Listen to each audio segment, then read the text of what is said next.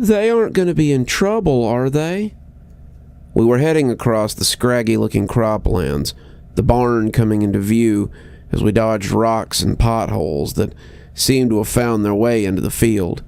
Oh, definitely, I told her. But why? Clover said. We made alcohol during the festival and that was okay. Why is this different? Well, I said, stumbling in a gopher hole before righting myself. For starters, that was apple cider, and it wasn't alcoholic. For two, it's illegal to sell alcohol without a license, and we don't have one. The park could be in a lot of trouble if they caught us selling alcohol, and then the park would close. You don't want that, right? No! Clover almost wailed. I love it here. Then we need to stop them before they do something foolish that could jeopardize the garden. The barn looked more like the Fisher-Price one that I had played with as a kid than a real barn. It was a perfect fire engine red, the paint still looking wet, though it had dried months ago. I sometimes wondered what exactly they had painted it with, but I shook it off. I didn't have time to wonder today. I could hear low talk coming from inside, and I rolled my eyes at how open they were being about this. Had they really set up a still in the barn? That would be the first place the sheriff would look. I grabbed the handle of the barn door, preparing to throw it open and scare them, but as the door creaked open, I was surprised to see not Tina and Maria, but a different pair of brandy-low. August and Hemlock were two of our best growers. They worked regularly with Tobias to grow things for the ladies' projects, and they'd been helping him to get some things in order so we could make money while she was away. They'd been growing something in the barn, it appeared, and I was suddenly very glad that the sheriff hadn't insisted on snooping around. Making alcohol was one thing. The region was known for moonshine stills and late-night bootleg runs. But what was growing in those planter boxes would have gone far past old Sheriff Guthrie and into the pocket of some DEA agent with a quota to fill. "What in the hell are you doing?" I shouted, trying and failing to keep the rage out of my voice. They both turned around, completely unashamed of what they were standing amongst, and seemed pleasantly surprised to see me. "Ah, Sam, good you're here. We were just about done with our first harvest, and I was getting ready to come and talk to you about distribution." Distribution? August said it as if he were planning on opening a lemonade stand out in the parking lot. What they were standing amongst was about 25 pounds of 10 to 20 years in prison for manufacture and distribution. I suppose it wasn't the worst thing I could have found them growing in the cowshed. After all, it was pretty common knowledge that most of the trailers around here were supporting entrepreneurs of a different sort. Even so, Sheriff Guthrie would have shit a bird if he'd come in and just found them here like this. Distribution! Do you even realize what you're sitting on here would get you locked in Stragview for a very long time? Two of them looked at the plants in confusion. Why would they lock us in prison? Because we were growing some plants? I put my face in my hands. These plants are illegal to grow. They're a felony offense. Never mind selling them. You could go to prison for just having them in this state. August and Hemlock looked at each other as if that was the craziest thing they had ever heard. "I don't understand," August said. If I bit my tongue any harder, it was going to come off. "The government has decided that these plants are dangerous. You can't grow them, you can't even own them, and you certainly can't sell them. It's the law. Tobias is growing mushrooms in the grow house that would melt somebody's stomach. Tina and Maria are brewing alcohol that dulls the nerves and the senses, but they'd put us in the stocks for growing a plant that does little more than alleviate anxiety? I had to remind myself that the last time August had been a human, the Black Plague had been a problem, and tried again to be patient. Yes, August, the rules have changed since you owned an apothecary. Well, August said, scratching his neck, I suppose we could just grow something different. Coca plants aren't too hard to grow. I suppose next you'll tell me that heroin is illegal, though. I sighed. This was proving to be a long day, and it was just starting. Yes, August, you can't sell cocaine or heroin either.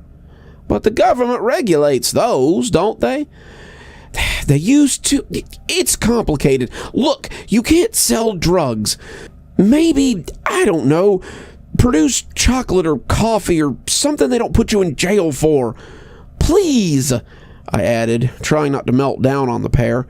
Why are you growing this stuff anyway? August shrugged. To make money for the garden, of course. That fizzled some of my anger. They'd been trying to help, and I was sitting here yelling at them like an asshole. Suddenly didn't feel so righteous.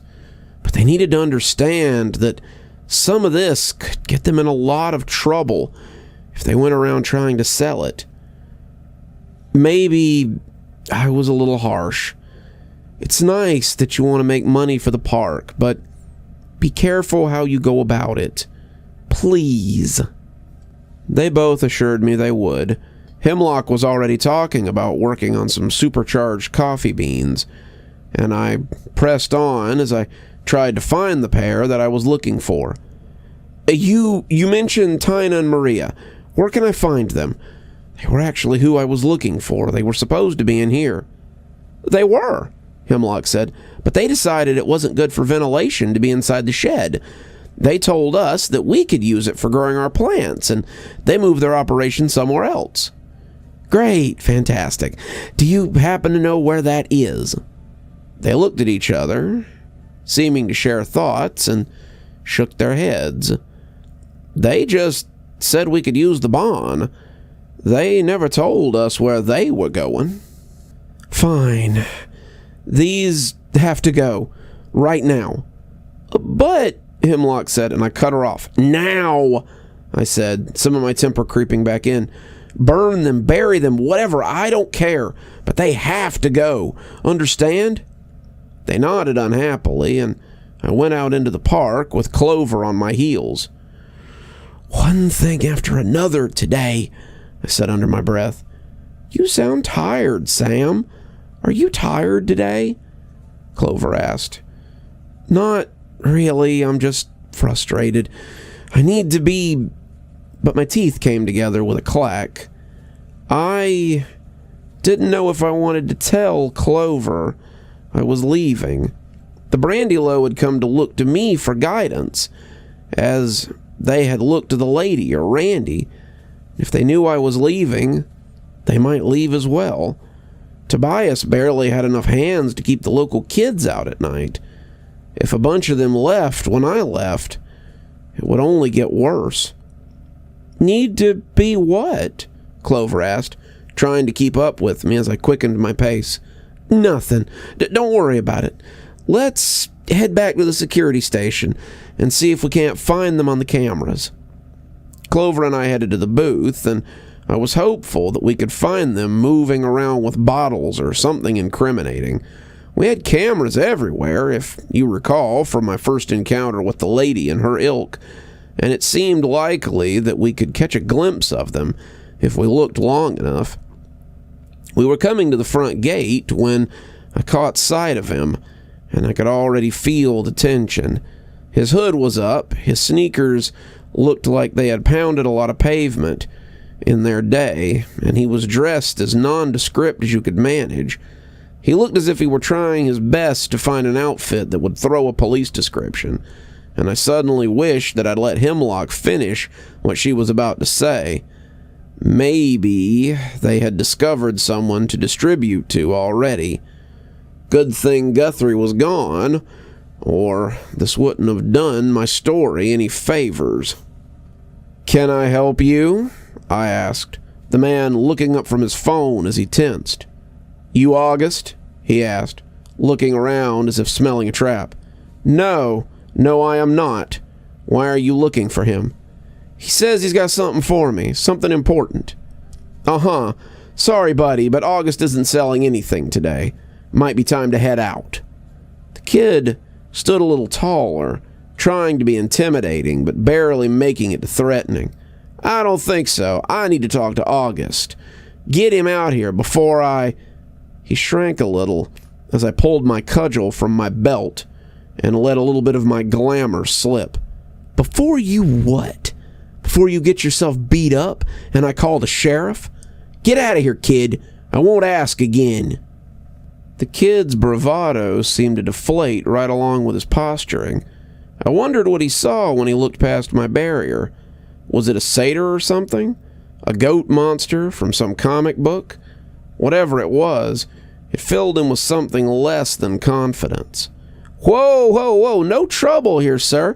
I'll head on. I must have the wrong address." He headed out across the parking lot, and as he disappeared down the sidewalk, I saw the mailbox and wondered if there might be a letter from Randy. "Go check the cameras, Clover. I'll be there in a second."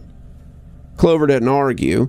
She rarely argued, and I strode across the parking lot as I made my way to the mailbox.